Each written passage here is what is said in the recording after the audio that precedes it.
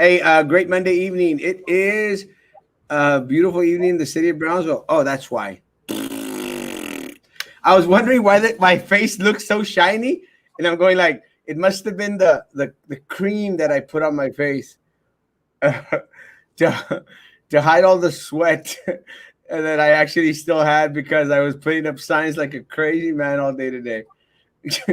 And no, I didn't take a shower. I just threw on a shirt, a tie, and a coat. Still wearing the same colored shorts I had today. And thank you to the people that were out there posting my picture of me in my shorts and my wonky shirt and my different colored socks. Where did you find that picture, Frankie? Good evening, David. Our cousin Jorge. Good evening, world. Happy Monday.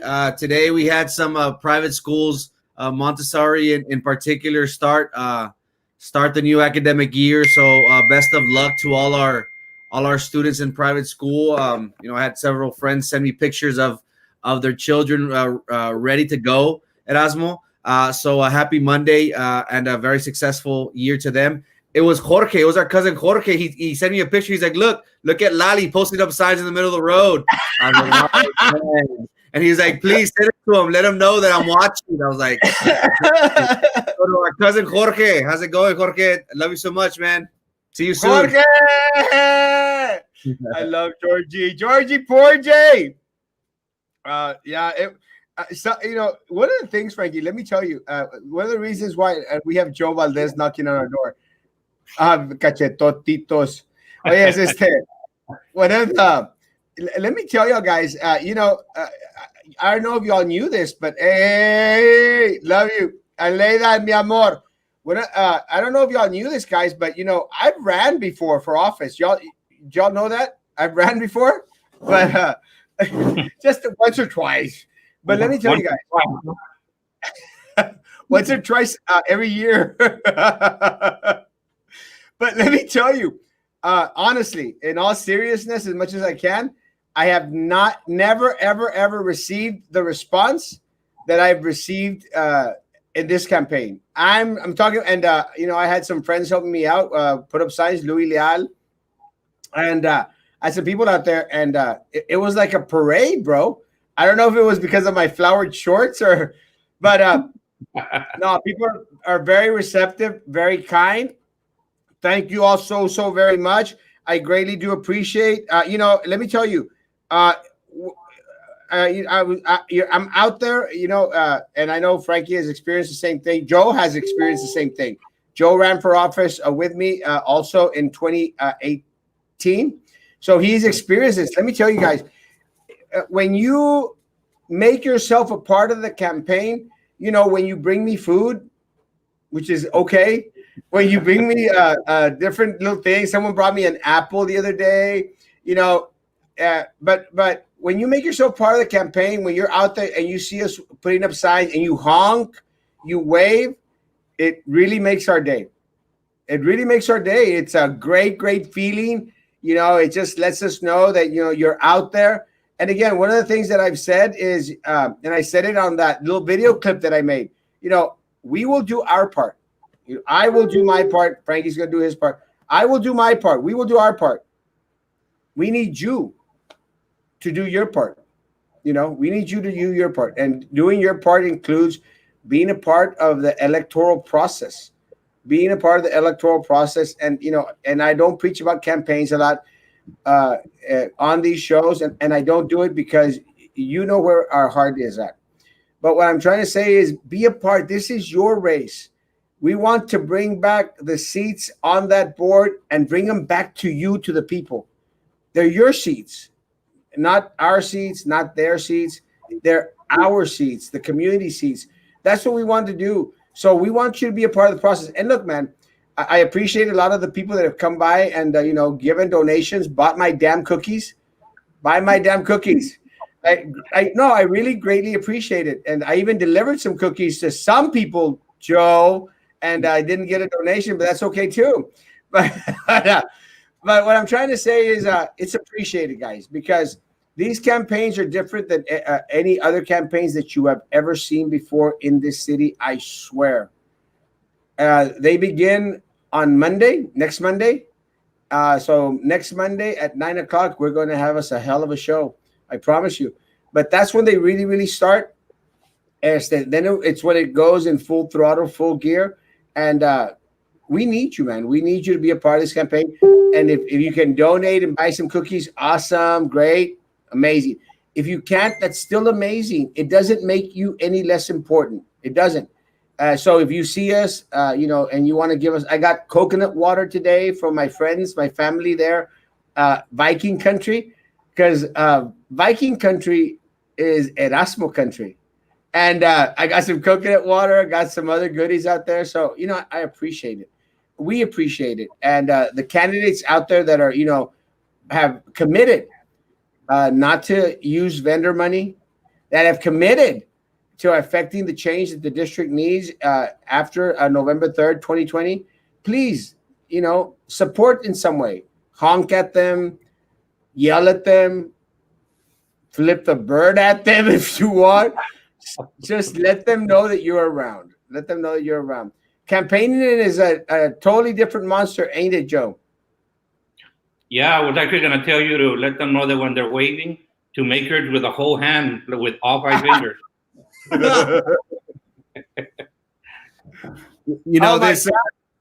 These past couple weeks, it's been fun. It seems overwhelming sometimes because Brownsville is huge. And we have so many different people that have been reaching out and saying, hey, I'm still missing my sign. When are you going to come see me? And, it's always great to know that people want to support you in that way. Not necessarily through a monetary donation, but simply by registering to vote, helping us, allowing us to advertise our candidacy on their properties is huge for us. So thank you so much to all the people that have reached out. I still have a long list pending, so please be patient. We have been working tirelessly to deliver the signs. We are still waiting on shirts that we're going to get this week, masks that we're going to get this week. We got a lot of great things going on for the campaign. It hasn't even started yet, guys, and we're already going 100 miles an hour, which feels awesome, and we wouldn't have it any other way. And the only reason why is because of the positive response that we've gotten from the community, that I've gotten from our community. So thank you so much, guys. It's much appreciated. It keeps me going. You know what I mean? Because campaigns, as both of these gentlemen here could tell you, campaigns are very tough.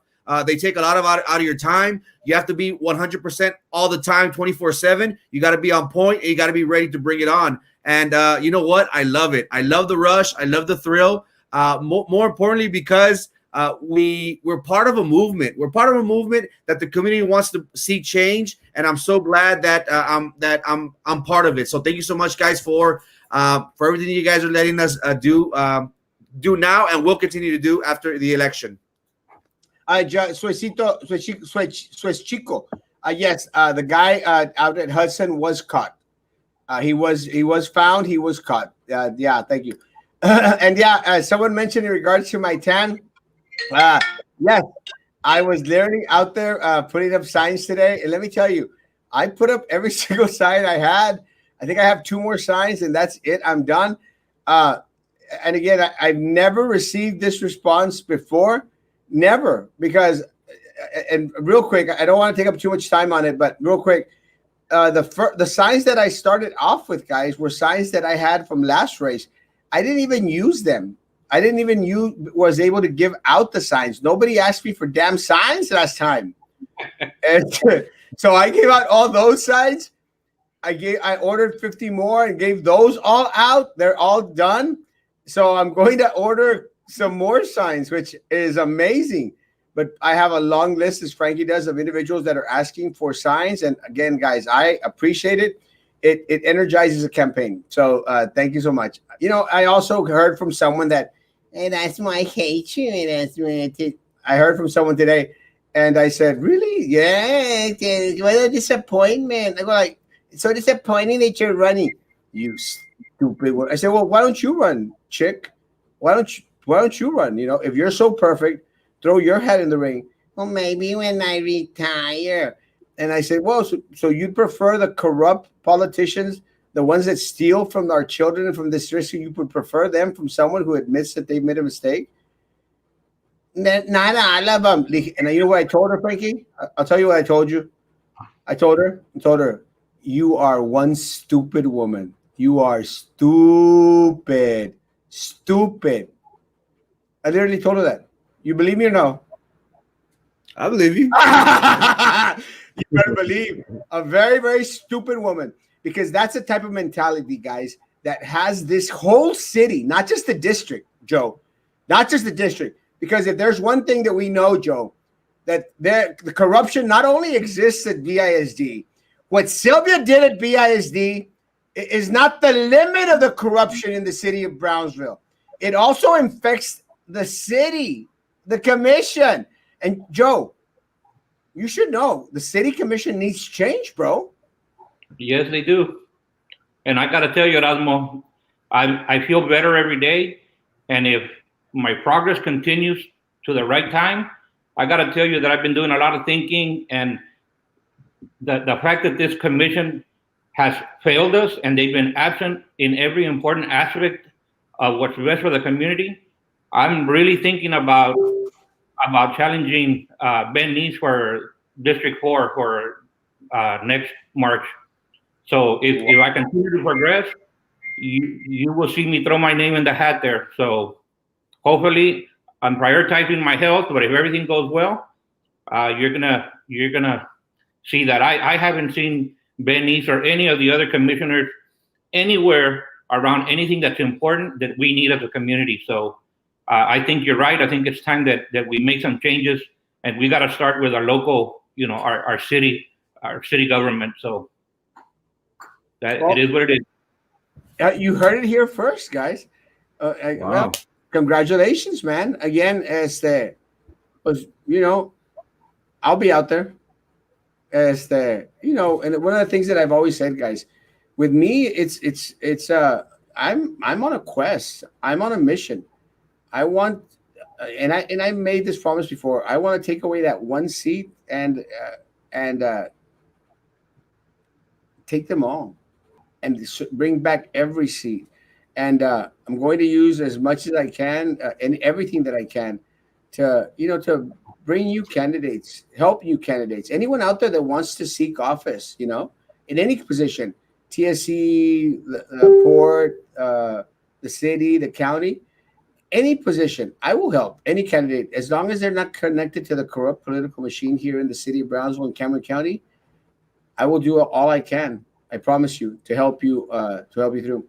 Now, I do want to say that as you probably saw, we had invited Genaro Martinez. I almost forgot his name. Genaro Martinez is one of our amazing teachers at BISD to be on tonight. He is also a coach here in the city of Brownsville. Everyone out there in the world knows him. A coach, a great teacher, very loved teacher. He had a setback. A setback in regards to his fight against coronavirus, and felt that he could not come onto the show because of breathing issues. And again, guys, this is a very, very real, and it's very, very real. Not only to the community who has felt this, but to myself as a family member. That's not Rona. Genaro is a family member of mine, and as are his two children are my children, and it's real, and it's affecting our teachers, it's affecting our staff, it's affecting our students. And if you y'all read, 97,000 students, young kids, in the past 2 weeks tested positive. In the past 2 weeks, if I'm not mistaken, this is in the state of Texas. See, that's where I'm not sure if it was the United States or the state of Texas. The US, I'm sorry? It was the U.S., I believe.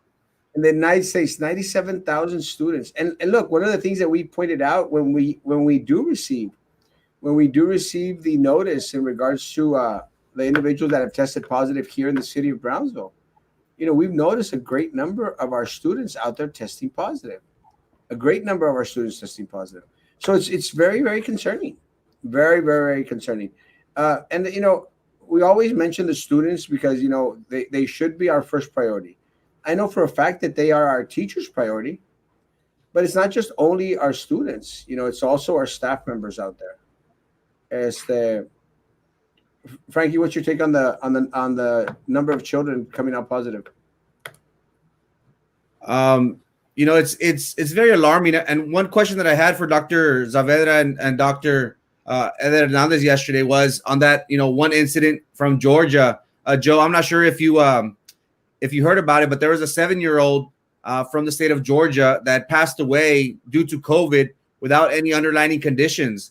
I asked them, and they were, since it's all new, they're not sure whether this is just an isolated case or this is something that we could possibly be seeing down the road. But it is very alarming. 97,000, young children, contracting this virus. And what got me thinking, guys, was that I grew up with my grandparents. I grew up with my uncles, my aunts. I was always around them. After school, they would pick me up, and I would go hang out at their house. And I'm sure that's no different than many of our BISD students here locally. They are raised by grandparents, tios and tias, elderly couples who, there's a possibility that they might catch it from the children. So we did get news today earlier from the county judge, extending the face-to-face instruction until late September. I was reading very quickly. I was reading, guys, that Texas had over 65,000 new positive cases in 1 week. The only state leading us was the state of Florida. It was Florida, Texas, and then California in this past week. So it is very alarming, and I applaud, County Judge Eddie Trevino for taking this initiative, and prolonging the face-to-face instruction. Hopefully, in my estimation, guys, I feel like if the closer that we creep up to this September 28th date, it'll probably get extended more and more based on the resurgence that the doctors yesterday spoke about. So Erasmo, 60-some thousand, 90-some thousand children being infected is very alarming, especially when we are at the start of the new school year and we are still dealing with this issue. 100%. Albert, for any free testing sites, please continue to fill out your questionnaire to BTX Cares and txcovidtests.org. txcovidtests.org and btxcares.com. Send me an inbox and I'll send you the information. Next time I see them, I'll honk and I'll flip the bird like this. No, it's very, very alarming. And again, one of the things that I was very telling this week was how a lot of our staff, were concerned because today was the first day that they were supposed to show up on campus. And, guys, goodness gracious, I see the little ads that the district is making in regards to, they have one of the principals there, which, again, it's okay. Had one of the principals there that, I guess was one of the first schools that tested positive. So I don't know if they were trying to give a message there, but then they had the superintendent out there giving a message. And guys, it's a little bit too late in the game. And I want to focus on one thing, guys. Want us to focus on one thing. The video that I saw is the school that's providing school supplies. And hey, guys, that's a great thing, no? But where have they been all these years? No, seriously, where have they been all these years? Because every single time, guys, that we were out there asking, why doesn't the school provide school supplies? Why are our teachers making these huge lists for school supplies? Why can't the district start to provide some of the school supplies? You know what they'd say? No hay dinero. There's no money.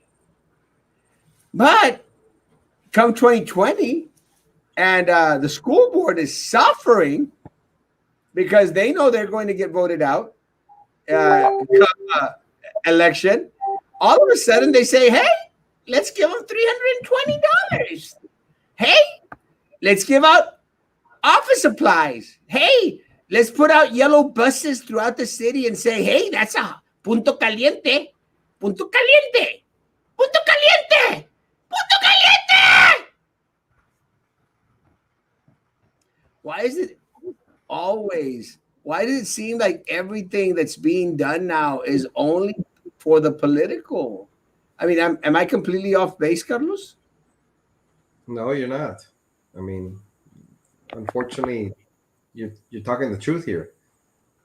And what happens is people are tired of it, Erasmo. I mean, you guys know, people, you guys are getting text messages, you're getting calls.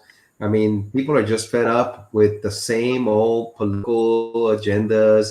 They want change. They want change now. They don't want to wait till November. But unfortunately for us, we got to wait till November the 3rd to get a whole new board in there to get things done at DIA. By the way, I'm glad you're doing a lot better, Joe. Been praying for you guys. Thank you. You Appreciate still that. look horrible. You still look horrible, but I mean, that was even before COVID.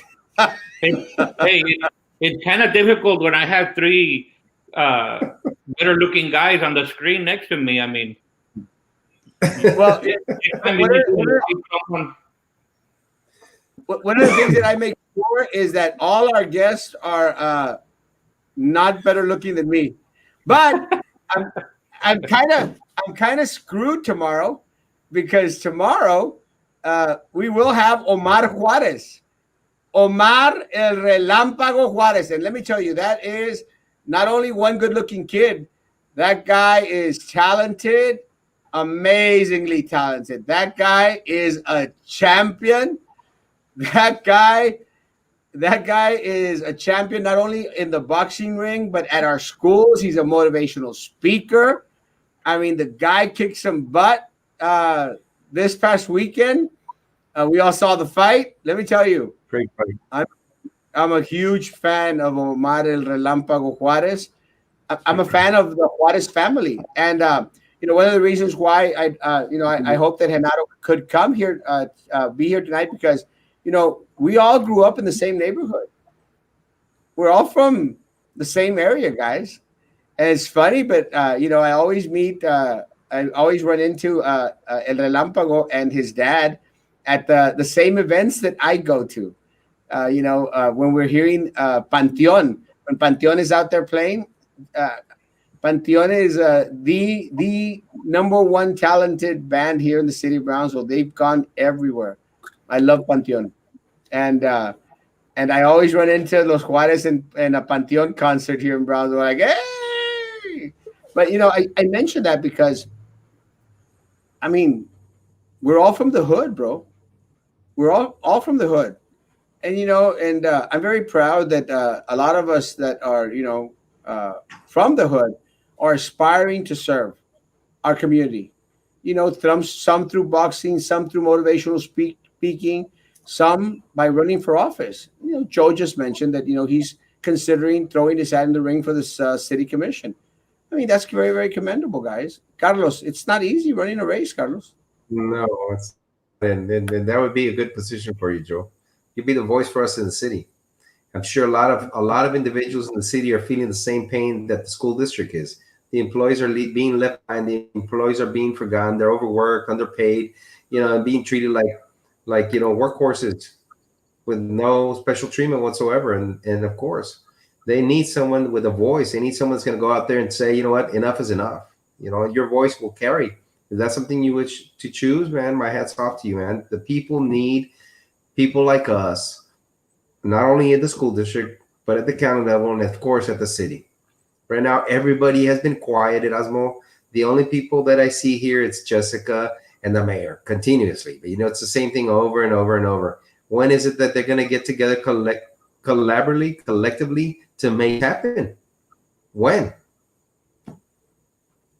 It's time. And Joe, I mean, and I know known Joe for a while. We don't run campaigns with millions and millions of dollars, Joe. And Joe, that's what makes the difference, man. What makes the difference is candidates that are willing to to bring in their resources, their families' resources, little fundraisers here, little fundraisers there. But the problem that we have, Joe, is that we got individuals out there dipping their hands into vendors' pockets, into special interest pockets. Why is that a problem, Joe? Well, that's definitely a conflict of interest, and no matter what leadership or political position you are, when you put yourself in that position where you're gonna owe someone favors, it makes it very difficult to operate with integrity and honestly, and it applies to every level of government. So, truth be told, I've always been against the sheriff being an elected official only because of the same thing. You got to go out and campaign, and you got to go out and get, you know, uh, funding, and that puts you in a position where people are gonna always want to come back and say, "Hey, I donated, so now it's time for you to pay back." So that's one of the things that when you do that, and you're right, I spent under $3,000 on my campaign, and I got 4,500 votes on my first time ever running for office. So I think you're right. I think that we're moving into a different era where social media is important, where utilizing your friends and families to get the word out. And again, I did it in a way where had I been elected, uh, instead of Ms. Brown, who's the one that won that position, I feel that I wouldn't have owed any vendors anything. I would have been clear to represent uh, the citizens, the community, the teachers, the students. So that's what it is, Erasmo. So it's definitely a conflict of interest. Uh, Frankie, vendors are always around. And that's one thing that we're trying to bring to BISD. For many years, we have seen how that's the game that's played. They expect certain things to get done when that time to vote is presented to these board members. One thing that I want to stress is being on the board. I'm self-funding my own campaign. I have family and friends that are pitching in, $20, $40 here and there. And my commitment is solely to the community. I have no favors to give, nothing on my mind that will hold me back to bring nothing but what's best for our district. And I think that's what many people lack in politics. Either regionally, but more importantly here locally. We see how the big money is able to dictate many of these campaigns, these races, whether it's the city, it's the port, it's the college, it's the school district. Many people have their hands entrenched into these people, and ultimately, I hate to say this, but they turn out to be puppets. I will go in with a clean mind, clean conscience, with no responsibilities to nobody, only to our community. And I think that's the beauty of it, because once we go in there with no commitments, we are able to, number one, award contracts that are fair and just, and also look at who was providing the best service, not necessarily because es compadre, es amigo, es carnal del otro carnal, but simply who is giving the better service at a reasonable price without bleeding the district. And I think that's one thing that we will bring to the table. We have a podcast. If you have any doubts, any questions, any criticisms, you know where to find us at 9 p.m. It's not something that we will hide. Board members have used the word transparency quite loosely, but when it comes down to it, have they been transparent? We hear of an alleged board member allegedly being on a committee for an insurance at a college. That has been preaching transparency. Have we heard from her? Have we heard, the ramifications of being on this committee with having that conflict of interest? So, this is what the community wants. The community wants to be in the know. We are in the technological age where information is power. Everybody is on this 24/7. And once we have the information, we will be a lot better. And that's what the politicians don't like. They want us to not have that information, because then they're able to hide everything that they're doing. We will bring transparency. I will bring transparency, accessibility, in every sense of the word. So it's unfortunate that for far too long, guys, vendors have used our seats in office for their own enrichment, for their own political gains, and at the expense of our community not being able to progress. Well, again, guys, it's very important. And just very quickly, Jimena, please send me the pictures. I will post, and I will contact the city personally myself. I promise. Look, guys, the numbers are still aren't in for the county. The county is doing a horrible job in producing numbers. A horrible job in producing numbers. And yes, I want them to get better at it. Part of the problem is that when a lot of the decisions have to be made by our county officials, by our city officials, need to have some form of numbers to back them up. Look at what the district's been doing, man. And my concern with the district, in regards to a lot of things that Frankie was mentioning in regards to transparency, is, guys, we've been out here yelling and screaming, bringing on doctors, our mayor, a mayor from mayor-elect from Laguna Vista. We've had individuals on here. We had Board of Education board member here, and all of them said the same thing. They do not want our children. They don't want our staff to go back onto campus. They don't. But when you have a dead set board who is always on the defensive, always reactive, never proactive. Carlos, how hard would it have been to start planning for today back in March? Why was that so hard, Carlos? It's not hard. Well, it's not hard, guys. The thing here is that they were dead set on making sure that you and Brownsville Talk and all the individuals that are on this podcast wouldn't be right. That's their thing. They cannot sit here and swallow that sour taste in their mouth and say, you guys are right. We were wrong. They tried to divert. They tried to, go off the path, try to figure out a way, a back door somehow to say, we did this. If you hear the comments on the last board meetings, they were saying that they've been planning this since March. Erasmo? Not true. Said that planning this. Of course, it's not true. You and I and everybody knows, and all the audience out there and the BIZ staff, that they had no clue. They had no plan. Nope. Now they're forcing counselors. They're forcing administrators, forcing FNS, or forcing bus drivers now, because they're going to be driving a bus, from my understanding, a small bus going around the city. They're forcing individuals to go back to something that they've been planning for what, since March? Come on. You know that that's not true. We have the data. We have the factual comments of employees and emails and text and all this information that they cannot deny that they've been not doing anything. They haven't been planning, and still they don't have a plan. It's shoot from the hip and figure out how it goes.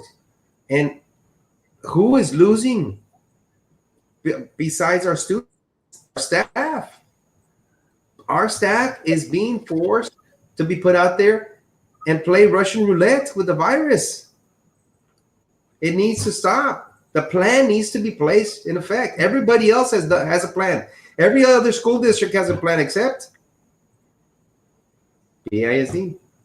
Yes. And let me tell you guys, and Carlos is right. What a clear example of that, folks. A clear example, and I'll just use one, and I'll ask Joe about it, because he knows a little bit about this, just a little, not too much. But one of the something that happened this week, they forced the coaches and the band directors to come on, and to help out by passing equipment, not passing out equipment, passing out materials, putting stuff in envelopes and stuff like that, doing these packets, bringing them all together. Again, our band was going to be disrupted because they were having, this band camps, virtual band camps. They told him, no, shut your virtual campaigns, your virtual band camps down, virtual band camps down. And I mean, there's a lot of preparation that goes into making these. So a lot of our band directors, after planning, they had to say siempre no, and they were out there calling their students, no band camp, no band camp. Well, all of a sudden on Sunday, when they realized what a mess it had happened, and they realized it's election year, then they started calling the students back. Dijo mi mamá que siempre sí. Now they're having band camps, and I'm proud. I'm proud that finally there's associations out there standing up standing up to this administration out there and letting them know, hey, this is the right thing to do. And I'm very proud that AOBE was out there fighting for this. It's the only association that was out there fighting for this. Joe, how important is coaches' preparation for what is to come in 2020, 2021? Well, on any normal year, preparation for coaching is critical. If you want to be successful and if you want to make your team successful, it's very important to be able to come in early and prepare for the season. It's a little difficult to teach your classes, plan your curriculum, set up your class, and also plan for the season. So what coaches do is they start early and start preparing early. If you want to be successful, you have to start planning early. So yes, very 100%. Before we go on, I do want to say happy birthday, Alec Martinez. Happy birthday to you. Happy birthday to you. Happy birthday, dear Alex. Happy birthday to you. And I appreciate that you have a scooter now. And yeah, bro, it's on, man. I challenge you to a race. I'm saying it here in front of 618, 19, 620. I'm saying it here in front of tens of thousands of people tonight, bro. I'm challenging you, Alec, to a race today on your birthday. Happy birthday, man. God bless you. Frankie, Happy birthday. Happy birthday. Preparation, Frankie. Preparation in life is key. If we don't have the resources, the tools available to go out and I think about it as a battle, and this might be a bad analogy, but if the soldier does not have his weapons, his gear. Hello? Frankie froze. Frankie. Yeah, That's okay. Very good. Good evening, gentlemen. Mr. Castro, could you give information on the voting process? Yes. Guys, this term around, it will be a little bit different out there, guys. You have the option, because of us being a hotspot, you do have an option to request your voting via mail. And again, to everyone out there that wants to, stay at home, again, very encouraged. So please, I will have you please call the county number, and I have been posting it, and I will continue to post it. Please call 956-544-0809. 544-0809. Please request your mail-in ballot. It will be mailed to you. You'll be able to vote and send it back in. Please, the earlier you get this done, the quicker it will be guaranteed that you obtain this very important document. Now, there will be 3 weeks of early voting in October, starting October the 13th, if I'm not mistaken. And they will cover the last 3 weeks of October. And election will be on November the 3rd. The polls will be open on November the 3rd till 7 p.m. I highly, highly, highly recommend that anyone out there, please go vote. It's going to be safe. We've already had voting in July. I think it was July. And it was safe. It was quick. There was a lot of sanitation going on. So please, we're going to ask that you go out to early voting. And if not, please request your mail-in ballot. Please. And now, if you do opt to go to any of the polling sites out there to vote, you will be able to do drive-through voting, curbside voting. Mhm. So that is very, very important. I need 2 signs, Mr. Elizondo. Job Should be seal ready. radio. Job seal radio in the house, and I have my job seal radio right here. I need one of those. Bro, let me tell you, these are amazing. I use it so much. Are you trying to show us the rest of your house, Joe, or what? Oh no, I was trying to get off camera for a second. Oh, I can get you.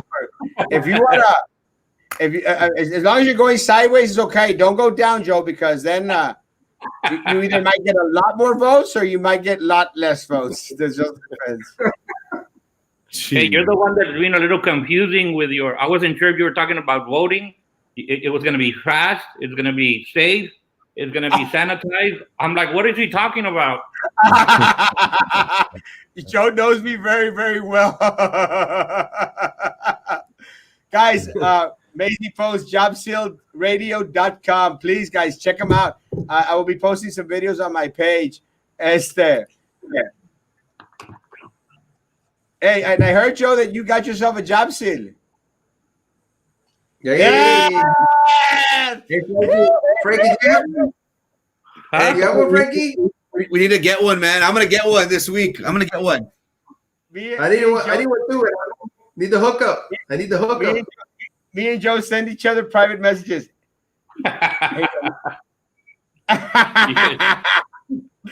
I am in love with this phone.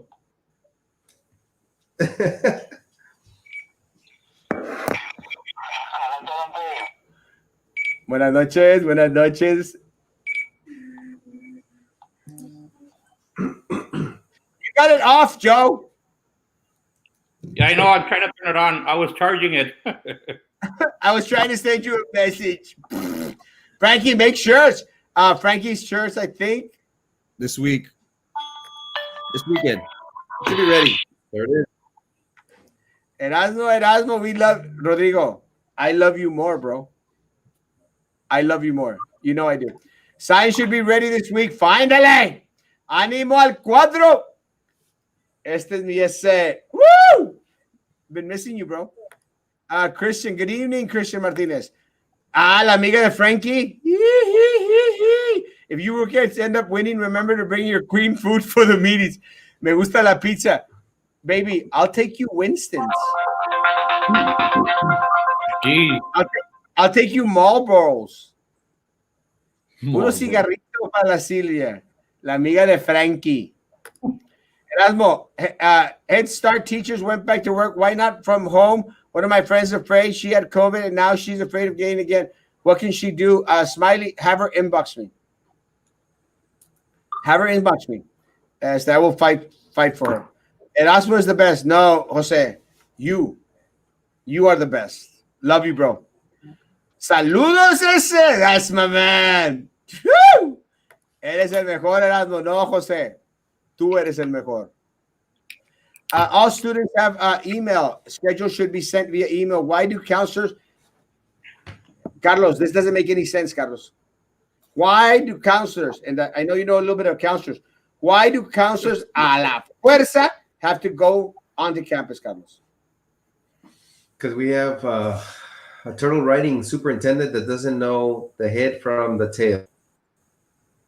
And so he has not been able to give an accurate directive to any of the administrators to be able to decide what they're going to do or not. It's just hit or miss, see what happens. You know, I te guacho, doesn't matter. I'm not from here anyway. People die in Brownsville. He doesn't care. He goes back to Edinburgh. No foul, right? That is what's happening here. Frankie, you know, a lot of what Carlos mentions is true. I mean, we've been screaming out at the top of our lungs. People shouldn't be going back onto campus, Frankie. Why is this administration so dead set, Franks, to be sending people onto campus?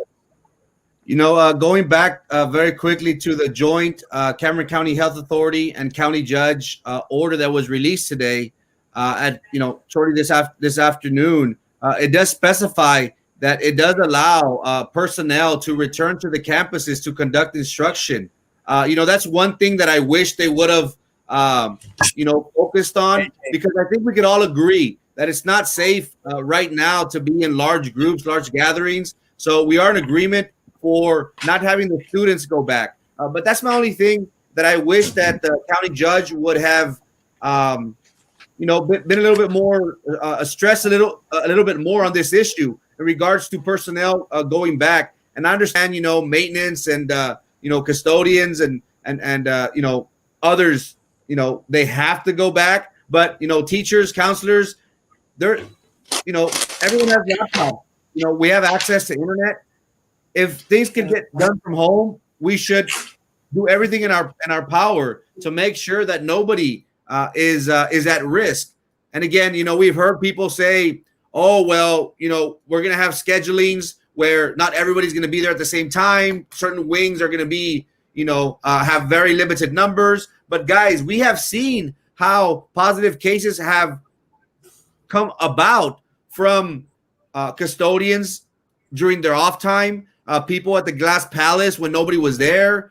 So this is not something where, nobody's going to be, not a lot of people are going to be there, so they're not susceptible to contracting this virus. On the contrary, being out, being around people, there is a possibility, there is that risk. So again, this order, I applaud County Judge for taking this initiative of extending the face-to-face instruction for students. But I just wish, Erasmo, that they would have enforced a little bit more on the staff going back. Again, we all have laptops, cell phones, tablets, iPads. We live in a technological world nowadays. We can do things remotely, working from home. So that's the only issue that I have with this order that was recently released by the county judge and the health authority. Kat, just to answer your question, I think they know better than to harass me. I think they know a lot better than to harass me. But again, one of the things that these people are going to do, they are going to throw in candidates into our campaigns. You already see the fake Facebook pages coming out. You see over there little Eddie and Martin, trying to throw little jabs with their little hands like, Carlos, I hate Carlos. I hate AOB. I hate this one. So, guys, yo tengo concha. People should know, a mí me resbala todo. Bueno, casi. It just depends. But, you have to have a thick skin. You have to have a thick skin. And I hope that, I had an opportunity to speak with the husband of one of the individuals who has decided to run in the same spot that I'm running in. A very, very cordial meet today. Had a good conversation. And I think the young man, was very surprised that, it was a good cordial conversation. And I said, no, don't worry. Campaigning doesn't start till August 17th. And then, oh my goodness, it's going to be fun. Joe, you have to have a thick skin, Joe, to run for office, Joe. You run for office. Yes, we do. Why? Well, because you can't please everybody. Different strokes for different folks. Some people are going to like you, some people are not. So you got to be prepared for both. If you're willing to put yourself out there publicly, you got to be prepared to take the good with the bad. It just comes with the territory. Carlos, any harassment? Any more? I think I had my fair share of harassment from some of the board members and city commissioners like Ben Neese. But that's okay. Everything goes back. What'd you say? You hit harder? Hit him 10 times harder. The fight is still on. Might have been put down to, como dicen, caía la lona, but I stood right back up and I continue to fight.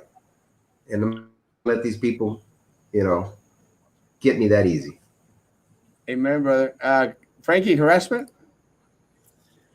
It's expected. One knows going into this, political landscape, it's cutthroat. It's serious business. There's a lot of people who are very dependent. They have their hand in that, in that gold mine, and they're not willing to let it go. We are advocating for having the community on our seats, being vocal about that. We want more community interaction. We want them to be able to control the board and not be controlled by special interest groups, by vendors. One knows going into this world that it's gonna be dirty. It's gonna be tough. But I'm relishing this moment. I live for situations like this. I love being scrutinized. I love being in the thick of fire, so to speak. I look forward to it. Family unfortunately always comes into play. If they can't attack you, they'll attack your family. This is something that I addressed with my family way before I even considered and asked for their opinions of me running. I'm looking forward to it. I will not bend. I will not fold. I'm looking for the moment when that happens, because that's all they have on me. I am the best qualified individual running for place two. It's a dirty game, but it is what it is. I have my eye on the prize, and nothing's going to deter me from obtaining that goal of ours of being advocates for our community. Hey, Frankie, and let me just jump in there real quick, Erasmo. And just to touch base on that, it is gonna get very difficult. And Erasmo, you know this. And like for me, I was a firefighter for 23 years for the city of Bill. Politics came into play when Ben Neese got elected, and he went out because I wouldn't go out and change a report that he wanted me to change. I wouldn't go out there and lie. I wouldn't go out and change a legal document. So Ben Neese, his trick was to get me off the school board so he can go in there and do whatever he can with his friends, or get me off as chief. I didn't bend. The people voted me in just like they voted Erasmo in. And we were not going to succumb to the pressure of outside individuals because they're at a power struggle to be able to do whatever they want at the district. So what they did with me was they went after me. They went after my career. They fired me from the city, and they took away 23 years of retirement that I was owed. It wasn't given to me. It's owed to me. And that's all thanks to individuals like Sylvia Atkinson, like Drew Brown, like Prissy, like any other individual that uses their political position to go after people to break or to do what they want illegally. I didn't break down to Ben Neese. I will not today. I didn't do that yesterday, and I won't do it tomorrow. As I get elected November the 3rd, believe me, BASD is going to get what they deserve, which is someone that's going to be out there, a voice for every staff member that belongs to BASD, and not to the corrupt individuals who want to be there for personal gain. I didn't break when they took my health insurance away from myself and my family. I have no health insurance because of an individual just like Ben Neese, Joel Monguia, and other individuals that are on that board or that commission. I didn't break it, Erasmo. I will not break today. I won't break tomorrow. So just so they know, this is what happened with me. And they asked me, why am I running again? Because I will not bow down to the corruption like Ben Neese and Marihuano. He knows his days are numbered. He knows that what he did was wrong. He knows that his interest is not in the position to where he is going to make a difference for individuals for the city of Brownsville nor the school district. Erasmo, this needs to stop. They will not break us, man. We might be hit and we will come down to a knee, but we will stand up very, very quickly. That is called resilience. That is called being able to do what is in the best interest of the majority, not for the select few, not for the little clan, not for the preppies. This is what happens, guys, when you go out there and you do the right thing for the majority. They cut you at the knees. But guess what? Frankie, don't give up, man. You got two people here that have gone through it, and they're going to continue to throw rocks at us. But November the 3rd is a day that we show those individuals that we stand true to what we said. We stand on our own 2 feet, and we have the community to back us up. Amen, brother. And let me tell you, right now, I'm more concerned as to what family members are giving money to Frankie, and I'm And not you. we're going to have a serious talk after this show. Going to find out what family members are exactly out there, giving Frankie money donations, And no cookies. and no damn cookies. No damn cookies. We'll talk in a little bit. So I want to bring up Juan Carlos' comment because I really love this guy. And and I've said it publicly. I've done online school. I've taken some of the classes that I took when I was getting my bachelor's degree. I took some of my classes online, and let me tell you, I hated them. I hated them with a passion, and I agree with Juan Carlos. I hate online classes. I hate remote learning. I hate remote distance learning. I hate it. I batallo. But what Juan Carlos says is very, very true, guys. I hate losing my family members, my community members, a lot more. So if I have to struggle, if I have to give an extra ounce of attention to take a remote learning class, but guarantee the safety of my abuelito, my abuelita, my tío, my tía, I'm going to make the sacrifice. Because you cannot tell me, guys, that our children, and I look at my Jerry. My Jerry stays up till like 3, 4, 5 o'clock in the morning on something called Minecraft or something, or Fortnite, crap like that. I don't even know what it is. I'm that old. He's out there till 4 or 5 in the morning playing Fortnite. And he's going to tell me that I can't learn an online learning. Shut up, Jerry. Shut up, Jerry. I love you, Papa. Sorry, I had to use that. But you know what I'm saying? You know what I'm talking about, Joe, right? Yeah, I actually was gonna add a little to that, and that is that what we do at the high school level is we try to prepare our students for post-secondary education. And nowadays, it behooves our students not to get into distance learning because most of our colleges and universities are turning to distance learning, not just because of COVID, but they've been doing it progressively the last few years. And it's very beneficial to our students when they finish their semester and come home for the summer to take 1 or 2 classes distance learning, and it helps them get ahead of the game. So distance learning, if we're preparing them now, it'll just make them a better and more efficient student when they get to post-secondary education. Yeah. Well, first of all, I want to know why you're using big words like behoovens.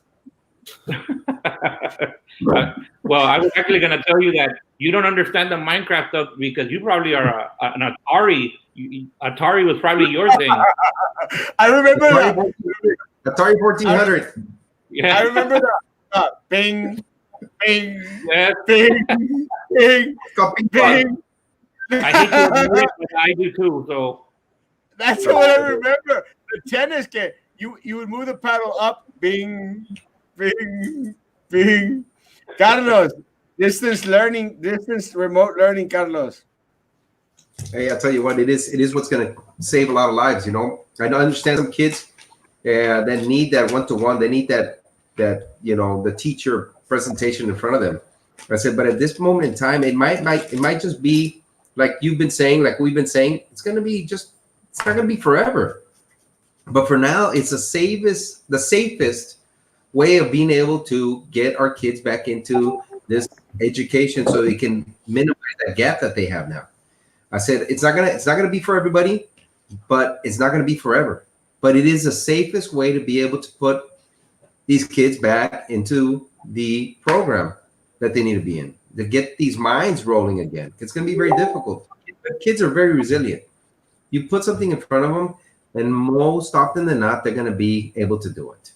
They're gonna be okay. And we have very smart kids at BASD, very, very smart kids at BASD, and we have very, very good educators, man, who do this because it's in their DNA, man. It's not 100%. something that they're being do. They love to educate young minds. Like I said, told someone else, they take the stupid out of us. You know, just let them teach, let them educate. They know what's best. They know how to reach every child. Once a teacher has you in their classroom, they know your ups, your downs, your lefts, your rights. They know how to be able to get to you, to that individual. Just let them educate. Stop giving them so much pressure. Stop it. And who's doing it? But the board. And I say the board because the board is allowing the superintendent to be able to do what he's doing, is keeping our teachers unbalanced.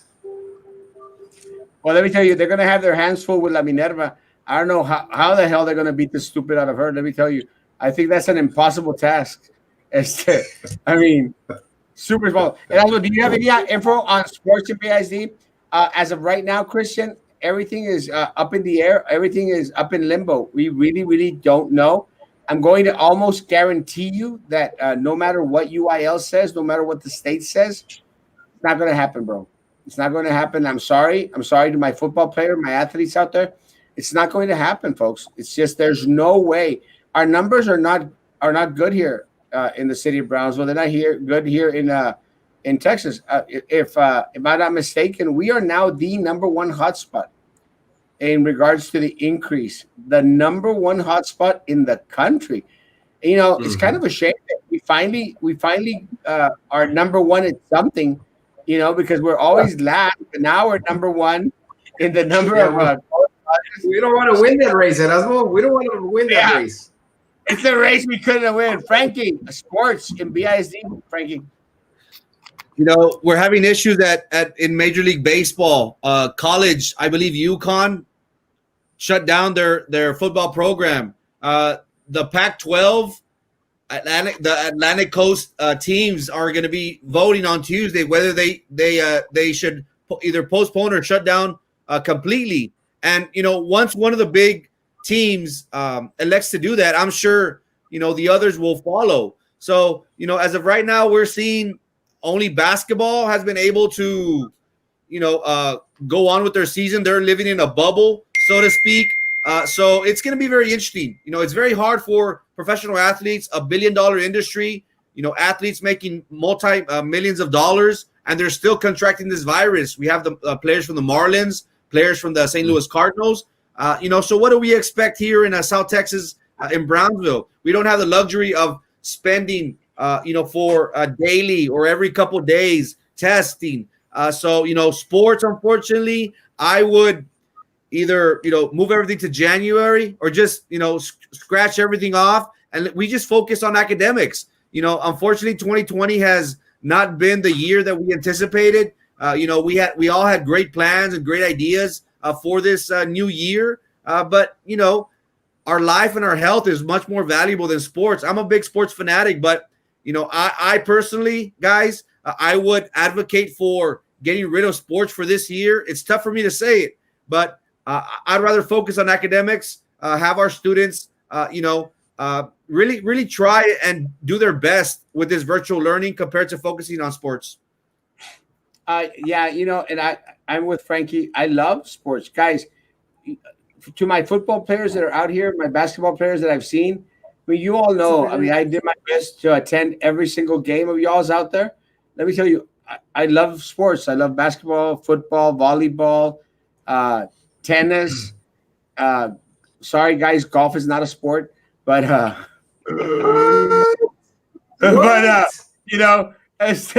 go to every other soccer. Joe, you're a coach. Coach Joe, sports at BISD this year. I was hoping that you forget I was here. I'm a little biased here, Erasmo, because man, I've got my fingers crossed that we see some kind of a change in the next few months. And for the first time ever, I'm grateful that soccer comes after December because, man, we truly have a championship caliber soccer team at Porter. And my goodness, I would really love for there to be a cure in the next few months so that our our January and stuff sports we can still do them. But I agree. Safety for the kids comes first. So I'm still crossing my fingers and praying every day that we see some relief here soon, and that we get to go back to normal. But I hate. I'm a little biased with that question here because I've been looking forward to this season since ours was cut short this last one.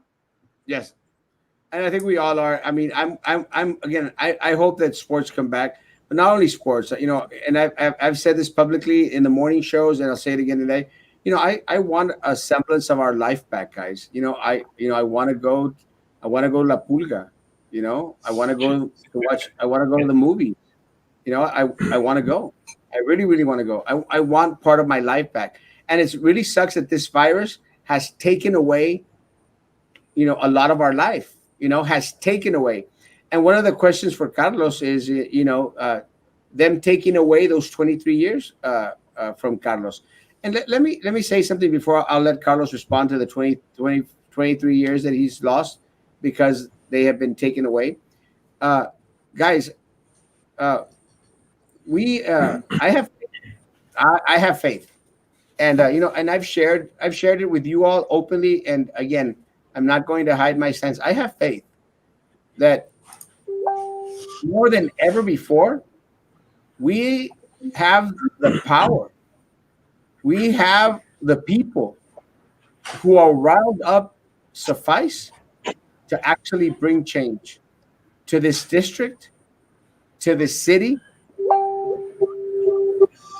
and to this county, guys. I have faith, and and I joke around a lot, and I scream a lot, and say, "Oh yeah," and all this, and Willy Wonka meets a Drew, and all this, La Pingüina. I joke around a lot, but when it comes to my politics, guys, when it comes to my community, because community is politics. When it comes to my politics, you're not going to find someone that is more focused and more serious, because when the time comes and the countdown is already ticking, when August 17th at 6 o'clock, once we've picked the slots that we're going to be in, oh my goodness, I'm going to say a prayer for anyone that decides to put their name in the same spot that I do, because I take my politics very serious, and I want to help bring back this district to serve the people. But Carlos, I want the city to come back and serve the people, Carlos, because they've taken away too much from everyone. I agree. In this community. Agree with you. I sit here before you. I know exactly what you're talking about. And that's just exactly the fear that some of these teachers, counselors, librarians, nurses, FNS, bus drivers, monitors. I mean, you just talk about it. Everybody at the school district is fearful. I was fearful of losing my job too, but I didn't bow down to the corruption because of one trustee, in this case, board members. Same thing. It happens in the city, it happens in the county, and it's happening at BIZ. And the only way to be able to stop it is to vote those people out. Ben Neese is going to be voted out. He's done this to the other city employees, and they are scared to voice their opinions and their concerns. They're fearful. So what do? They hide in the closet.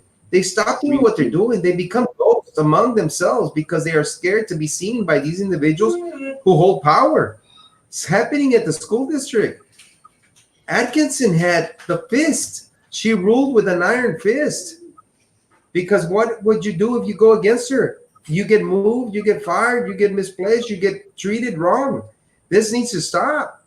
Joe, you could attest to some of this. I'm sure some of your colleagues feel the same way, but what are they going to do? Nothing. Because then your principal would put you in a pool, and that would be the way to be able to whip you. Not literally, but whip you into submission to be able to do what they're telling you to do, whether it's right or it's wrong. Teachers are not here for that. Teachers are here to educate the kids. Let them educate the kids without having any fear of retaliation. Give them what they deserve. Treat them with respect. This is what's going to happen when you elect these individuals in November. November the 3rd is a day that will be remembered by all BISD employees as a day that BISD changes, not for us, because we'll only be here the voice of the majority. It's going to be the day where it changes for all the school district of BISD, all the staff. This is what needs to happen at the city as well. We have losers leading the city of Brownsville. We have individuals who are there for political reasons to be able to benefit the very few. I'm a testament to this. 100%. It's about time it ends. It's time. It's time, and again, it's been time for a while, guys. But one of the things that I think we've been able to bring is, Carlos made mention. No matter what gets thrown our way, I've lost 4 elections before winning my 5th election. 4 elections, and look, guys.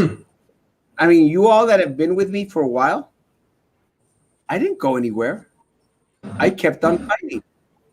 I kept on screaming. I was that voice that yelled in the desert. I was out there. I didn't go away. Carlos is still here. Joe lost an election. Joe is still here. He's part of the community. He's out there. He decided to come back to BISD. He decided to do something that he's very, very passionate about. It's teach our students. And let me tell you, and not because Joe's here, but I talked to my community. I've talked to the parents out there, and they love Joe, an amazing coach, an amazing human being, an amazing individual.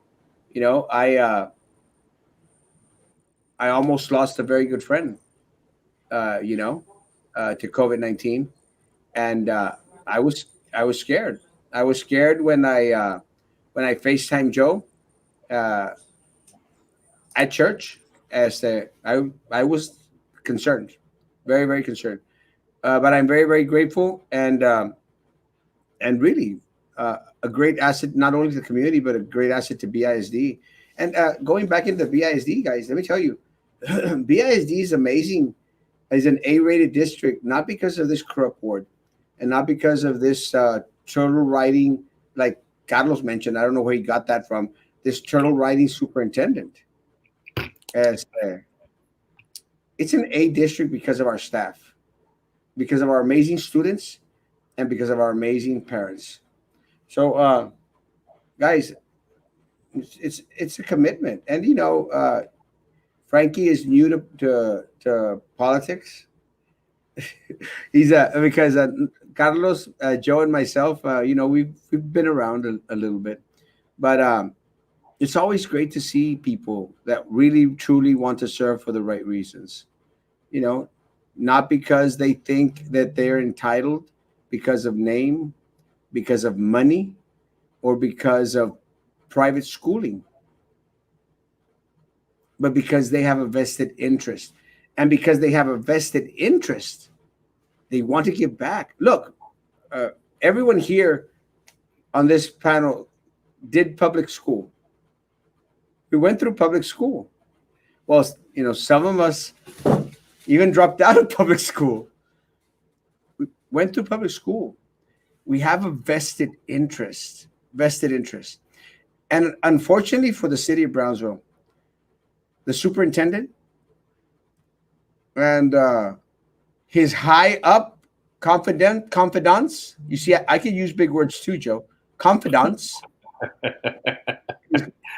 Confidence. I'm gonna Google it. They Google it. Behooves our confidence, our superintendent and his confidants, who are behooved. They have no interest. They have no vested interest in this community because they don't live here, guys. They don't live here. They don't understand our culture. They don't understand our people. Why is that important, Frankie? Why is it important to know our culture and to know our people?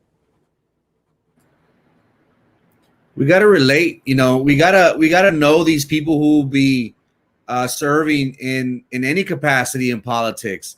We want to be able to know where their heart is, and we have to form a special connection, a bond with our constituents, with the people voting for us. Many times people think that, we'll just throw 30-40K into a race, and we'll buy our seat in there. It in this election is not going to work that way. I think people want to be able to connect with a candidate. They want to see somebody who's willing to fight, listen, and be there for the people. So that's the main thing. We have to form a bond with our community, letting them know that this seat, if elected, will be ours. Together, we will be able to bring progress back to the district. I'm very confident that we will do that in November the 3rd. So that's a big thing for me. Since March, we've been on here day in and day out. And little by little, we have been getting the reception that the community has been wanting. Information, accessibility, transparency, and all that is very important in having a candidate, because where our heart is and where to find us every night. If you ever have any questions, any doubts, any criticism, we'll always be here for you guys. Michael, I'm going to answer your question, because let me tell you, when I ran for mayor of the city of Brownsville, one of my hopes and one of my platforms was to decriminalize small use of marijuana out there. And I'll tell you why. And again, I know a lot of people say, oh, well, don't say those point of views because it might piss people off. I don't care. I want you to know everything about me. I would want our city to start to effect some type of measure to decriminalize small use of marijuana. And I'll tell you why. A lot of our students, a lot of our young kids, had a record, would have a record for being caught with a little joint, and I don't want anyone's life destroyed, guys. I don't think someone who made a decision to andar con unos camaradas and they smoked a joint out there under the street light in front of Chucky's house on La Polka. I don't know who that was, but guys, I don't want someone's life completely destroyed because of a small little marijuana joint. I don't. I believe in second chances, third chances, even, man. Give people breaks. But do you know that our students, if they have a marijuana conviction, that they're excluded from financial aid? I mean, goodness gracious, guys, that's just damaging, especially for the poorest communities in the country. For the fourth least educated, you're going to take away an opportunity to educate themselves, or behoove themselves. Behooving? No, guys. So I honestly think, Michael, that the first step for the city of Brownsville is to decriminalize small use of marijuana. And other cities have done it. Corpus Christi did it. Let's do it, man. I mean, let's not punish our children for life for something so minimal and so small. That's my God honest opinion. And I know I'm a preacher at church, and I know people are going to, he's a preacher at church, and he's talking about, I don't care. I truly believe it. I don't want to destroy kids' lives. I don't want to destroy people's lives. That's not what we should be out there for. And unfortunately for us, this corrupt board and this city commission, they don't believe the same. They don't care. They don't care. And I don't care what anyone says. They don't care. They don't care about putting my students' life in danger. They don't care about putting my parents in danger. They don't care about putting our staff, all our staff, in danger. They don't care that our custodians passed away. They don't care that our food nutrition service passed away. They don't care that our teachers passed away. They don't care. But going back into Manny's statement, Joe, some people didn't even know that we have a city commission because they've been so quiet. Joe, what would you expect? You're thinking, considering running for a city commission, maybe. What should an individual expect from a city commissioner, especially in the time of a pandemic? Well, I mean, just using what's happened to us the last few months, our city government should have been proactive instead of reactive. had we been proactive, we could have saved a lot of lives in our community. Because had we been better prepared and had already had a COVID unit, knowing that we were going to get hit the way we were, we would have planned and had more ambulances available so that we're not turning people away. Instead, Hidalgo County has taken all that, they hired all the extra ambulances, and that's where they're at. And we're stuck with having ambulances saying, sorry, you don't meet the threshold to be able to take you to the hospital. We have the hospitals overloaded, or at least we did. I think we're doing a little bit better now, but we were not prepared. So this city commission should have been proactive and thought about how to better safeguard our community, our younger kids, and been doing something instead of worrying about a stupid rock that would please someone from outside the city, because that they were so active with that, and instead of the things that really matter. So our city commission needs to be proactive. They need to start getting ahead of the problems and not waiting for the problem to come hit them before they realize that they got to do something about it. Preach. I have a high boy, and it cost me, I think, close to $400, but you can find them for $300 at Sam's in Harlingen. Talking about ambulances, I saw a post out there. Go figure, since you mentioned ambulances, go figure. I saw a post out there that was placed in regards to 8 ambulances. And, I saw the post after it had been pointed out to me, but I will say this one thing that I wanted to make a clarification out there. It says 8 ambulances for this, 8 ambulances for this, and 8 ambulances for this. And when I first saw it, I thought, bless you, Frankie. Is that Rona? When I first read it, I thought, goodness gracious, we have 24 ambulances? Carlos, is that even possible? No, not with this fire chief, not with the city commission. There's only 8 ambulances for everything. 8 ambulances for 911 calls, 8 ambulances for emergency or non-emergency transfers. That's it, no more. And that's when they have not run to a wall, which means they've exhausted. Some of these paramedics are being put through the ringer, having to work 24-hour shifts 3 days in a row. That's 96 hours. Guess what's going to happen? They're eventually going to fail because their brain is tired. Just like every other individual in the healthcare industry right now, they are going to get tired. They are going to get sick.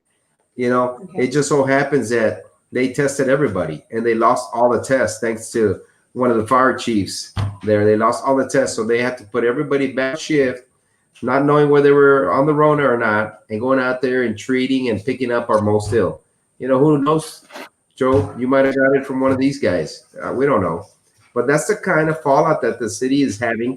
And the city administration is all saying, or commission is saying, well, we don't have a choice. It's the city manager, Noel Bernal. Again, another person who doesn't live in Brownsville, doesn't come from Brownsville. Kind of like the turtle riding superintendent we have.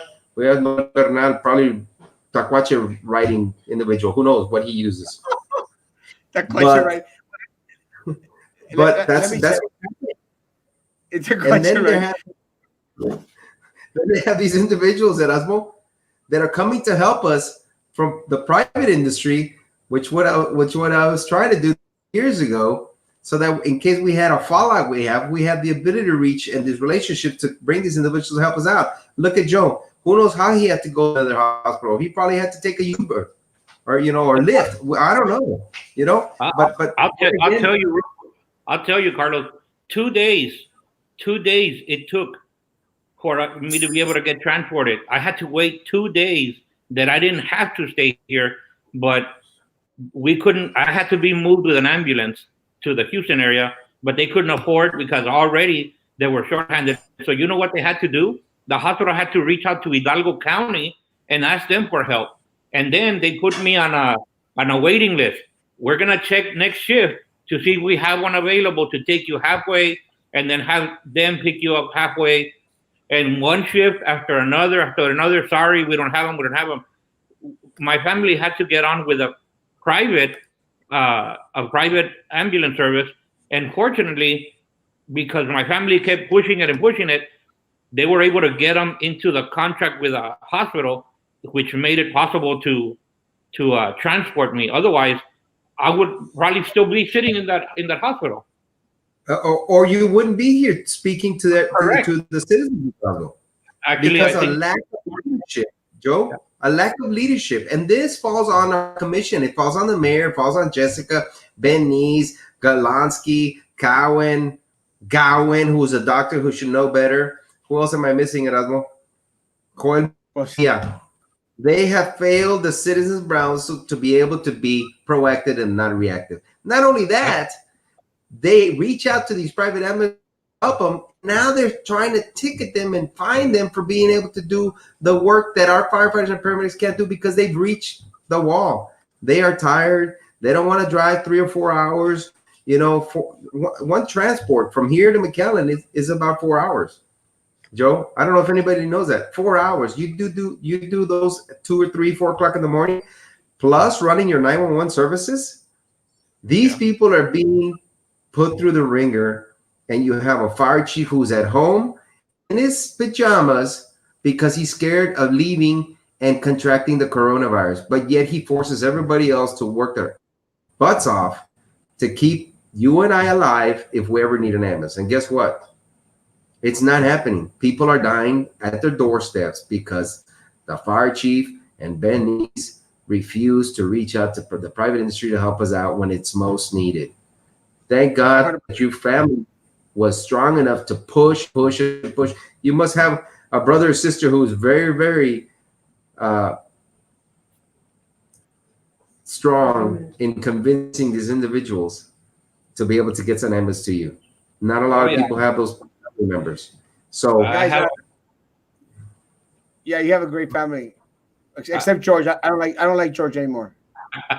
Yeah, no, I had one brother, 2 sisters, and a fiance that wouldn't stop on the phone. Just kept for 2 days until they got that going. So she's persistent. I know that for a fact. But I love her, guys. The new numbers are in 184 positive for the city of Brownsville. We do have 3 deaths reported in Brownsville. That's not right. It's not right at all. We're still getting dumb numbers, but anyway. 184 are being reported by the county today. It's not true, not right. Going back into the ambulance thing very quickly, just to get the general sense, because we almost at 1 hour 30 minutes. But part of the problem with the ambulance thing, guys, is that look, and Carlos knows, I've been yelling and screaming about it for years. You know, when we had 6 ambulances for the whole city of Brownsville, we have 7 ambulances for the city of Brownsville. Part of the problem was, guys, that I was out there screaming, and not a lot of people were screaming with me. And I think that has changed now. I think more and more people are starting to see that, a lo mejor ese vato tiene razón, nomás está gritando Silvia, pero a lo mejor tiene razón el vato. And I think more people are paying attention now. But, one of the things that concerns me, Frankie, is that a lot of times, why is it that, pandemics have to come for elected officials to finally, listen to their constituents? It seems that the elected officials, they expect to be served. Shouldn't it be the other way? Erasmo, and let me tell you what the biggest thing here is. We have an idiot, and I'm sorry, you use that word very loosely. I like to use it for individuals at the city whose name is Ben Nees. He's an idiot because he feels that the city is losing out on money. The city doesn't lose out on money on calls they cannot go. Did the city lose out on money the 2 days that they couldn't service you, Joe, and take you out to where you were going to get higher level of care to be able to survive and sit here with your family and friends? They lost 0. The city loses 0 monies on calls they cannot service. So the city doesn't pay private ambulances to come pick up Joe. Focus. Joe pays for the private ambulance to come pick up Joe. Or in this case, the hospital pays for the private ambulance that came to pick up Joe because he needed higher level of care. City loses nothing. Did you hear me, idiot Ben Nees? The city loses 0 for calls they cannot service. Frankie, so in regards to service, why is it that this board, why does this city commission expect to be served? Shouldn't it be the other way around? It's unfortunate that people go into politics for all the wrong reasons. And we've seen how pandemic crisis come, and you would expect them to thrive, to be out there, helping, be vocal, directing traffic, directing people to saying, hey, there's this help, the city's providing this. One thing that really bothered me was when we had the high unemployment rate with the loans. We didn't have no coordination with our city for our small businesses, so they can file the proper paperwork. Maybe a lot of people didn't know what bank to go to, what banks were offering these loans. It takes people like Michael Rodriguez from Más Dinero Income Tax out of the Southmost area to be vocal about it, to help out business owners free of charge, just because he wants his community to succeed. And you would think that politicians would use these situations to thrive, to make sure the community knows that, hey, I'm here for your best interest. But guys, it seems like whenever the spotlight's on them, they kind of shy away from it. You know what I mean? And this is the time where we should be, I'm here for my community. This is what I was elected to do. But you're right. It feels like if it's only gimme, and then when us as a community need them, it's kind of like, well, you guys figure it out on your own. I'm too busy, doing mine. So we hope to change that culture. This is for the people, by the people. That is what we're all about. And in November, the people will see, that it will be our seat and not no one else's. Guys, very quickly, and our time is almost up, and I do have a curfew, and I have to stop by Jack in the Box for my mini loaded tacos. Egg rolls. So, how can we get Cameron County to pay our family members to get 2,000, just like Hidalgo County? I want very, very easy, and I'll answer this real quickly. Guys, stop voting for the same crap over and over and over again, because if you expect to get different results when the community is out there voting for the same crap over and over and over and over again, then you are stupid. No, but shut up. No, shut up. Yes. No, opposite. No, yes. Guys, we've got to vote these people out. Brownsville has been 100%. stagnant because of the same thing. Goodness, for too long. Yeah, it's time. It's time. And I'm hoping more and more people open their eyes. Everyone else prospers. And look, I was yelling out here screaming years ago, McAllen, todo para McAllen, todo para McAllen. Y Brownsville, puro rata inmunda como la mendiga Silvia. Kat Valentine, send me the inbox. I will address the issue personally, I promise, in regards to the daycares and the situation that you're experiencing. You have my a point, Erasmo. Finally, I have a point. Thank you. Clap. Head Start does not care about the health of their employees. Send me an inbox, Kat, please. Hi, Leslie.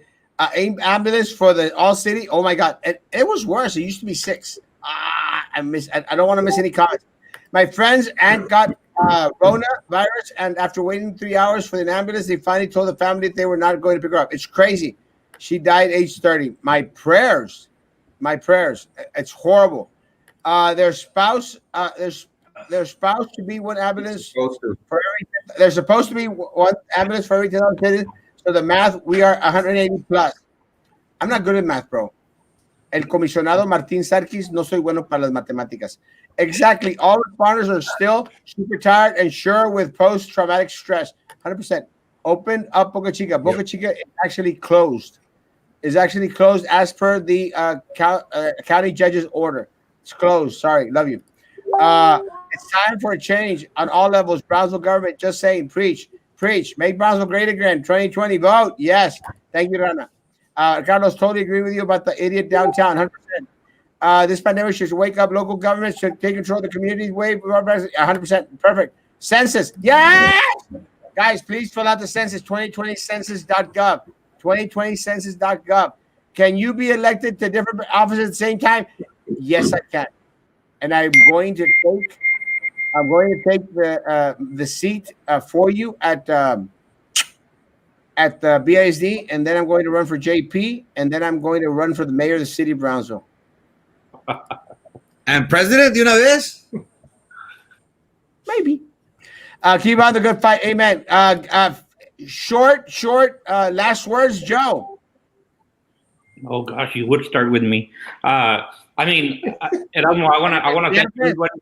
I want to thank everyone that has continued to message me, call me, and continue to have prayers for me. I'm totally welcome them, totally need them. I am doing a lot better. I feel a lot stronger every day, and I truly believe it's because of the power of prayer. So praise God, and you can continue to do that. I would greatly appreciate it. If I could say something real quick, Carlos, just so you know, I moved into the District 4 area, so if my health progresses, I will be challenging Ben Neese for the seat. Woo! So hopefully that works out. Frankie, you got the energy, man. I like the energy. I think that you bring a fresh, innovative mind to the group. So more power to you, man. Keep at it. I appreciate you. Great news, Joe.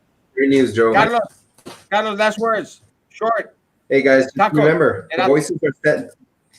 The voices are here. We are here. We're your voice. Remember, November the 3rd is a day that BISD will change in the best interest of the majority of the staff.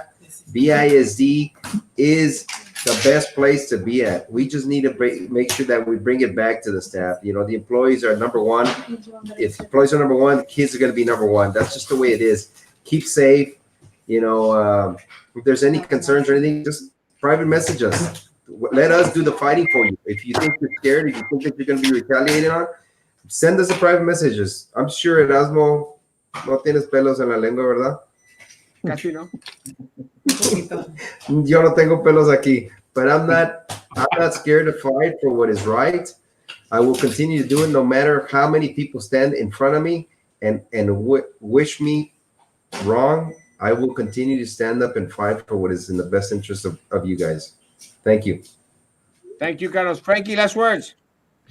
You know, school started for private students this earlier today. I want to wish a very successful distant learning academic school year for each and every one of them. Also for their teachers, for our staff, for BISD staff going back. We wish you well. Stay safe.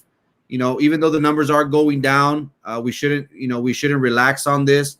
Doctors have said that we should be expecting a second surge in late August or possibly mid to late September.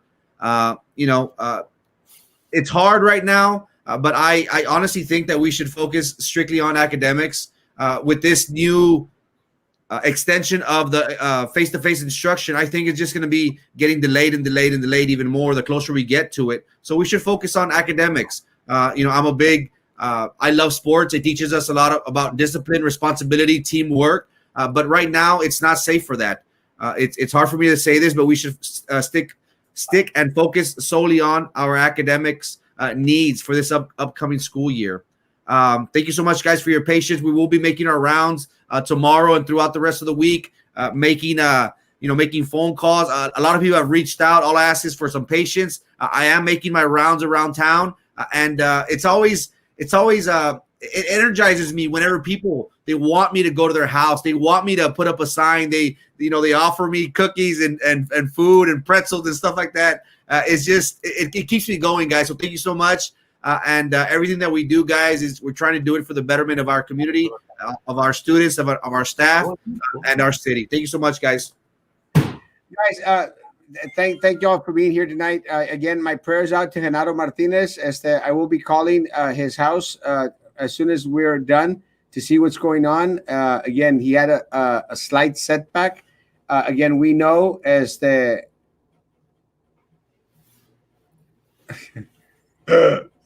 we've known. I don't even want to put up the comment, but it's funny. Lucifer, that was a funny comment. I like it. I'm not even going to put it up though, but it's funny. Well, yes, I am going to put it up.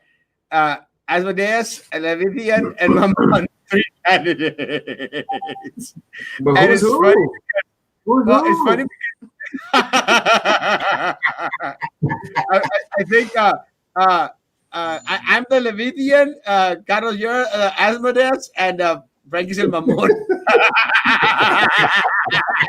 All right, I'll take that one.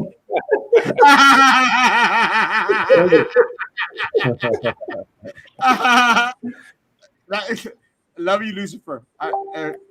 It's cool, guys. I didn't want to put it up because it contradicts my my Christian studies bachelor degree, but it's still it's a good one. I that's a funny one, guys.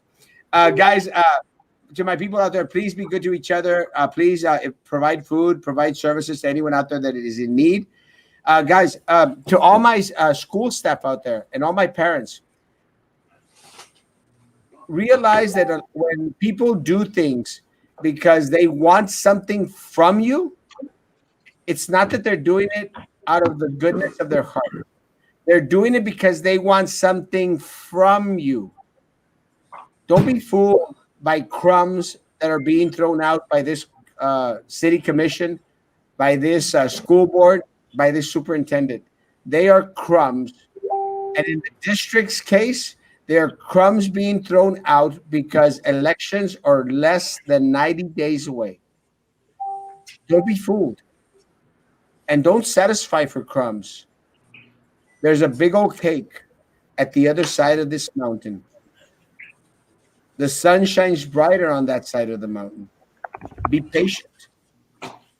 Contact AOBE, the only association that is out there fighting for personnel. Contact them. Don't do anything harsh. Don't do anything rash. Do not quit. Do not resign. Do not retire unless you've spoken to a representative that truly has backing at a national and state level. Please, please, please, guys, please. And the only reason I'm saying it is because we care.